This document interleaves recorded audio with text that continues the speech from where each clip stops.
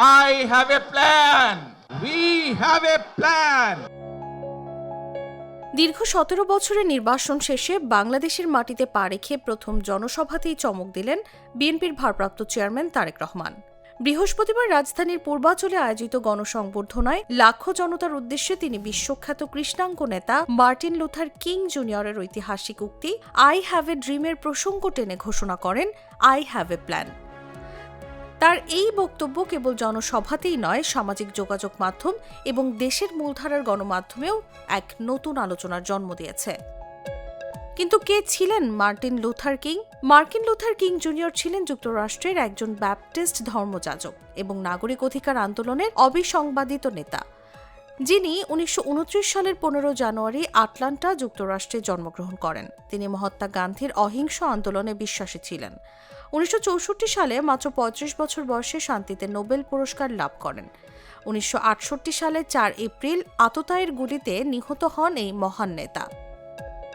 এবারে আসি I have a dream উক্তিটি কখন করা হয়েছিল সেই প্রশ্নে। ১৯৬৩ সালের ২৮ আগস্ট যুক্তরাষ্ট্রের ওয়াশিংটন ডিসিতে প্রায় ২.৫ লাখ মানুষের সামনে এই ঐতিহাসিক ভাষণটি দেন মার্টিন লুথার কিং। সেই ভাষণে তিনি বলেছিলেন, আমার একটি স্বপ্ন আছে যে আমার ৪ সন্তান এমন এক দেশে বাস করবে যেখানে তাদের গায়ের রং দিয়ে নয়, তাদের চরিত্রের গুণাবলী দিয়ে বিচার করা হবে। তাহলে তারেক রহমানের কণ্ঠে এমন উক্তি কেন? তারেক রহমান তার বক্তব্যে বলেন, মার্টিন লুথারের যেমন স্বপ্ন ছিল, তেমনি বাংলাদেশের মানুষ এবং দেশের ভাগ্য পরিবর্তনের জন্য তার এবং বিএনপির একটি সুনির্দিষ্ট পরিকল্পনা আছে। ধারণা করা হচ্ছে তারেক রহমানের আই হ্যাভ এ প্ল্যান বলতে মূলত রাষ্ট্র সংস্কারের ৩১ দফা নির্দেশ করছে, যা হল বিএনপির একটি আধুনিক ও বৈষম্যহীন বাংলাদেশ গড়ার সুনির্দিষ্ট রোডম্যাপ। এর মূল লক্ষ্য হল রাষ্ট্রের বিদ্যমান কাঠামোর আমূল পরিবর্তন ঘটিয়ে একটি জবাবদিহিমূলক শাসন ব্যবস্থা কায়েম করা। এই পরিকল্পনার প্রধান দিকগুলো হল, কোনো ব্যক্তি ২ মেয়াদের বেশি প্রধানমন্ত্রী থাকতে পারবেন না, জাতীয় সংসদে বিশিষ্টজনদের নিয়ে একটি উচ্চকক্ষ গঠন করা হবে এবং ক্ষমতার ভারসাম্য আনতে রাষ্ট্রপতি ও প্রধানমন্ত্রীর ক্ষমতার সমন্বয় করা হবে।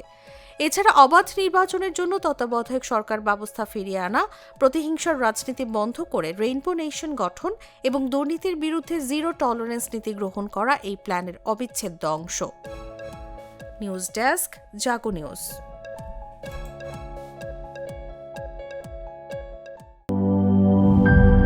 জীবনের সাথে চলে high five, all time healthy life.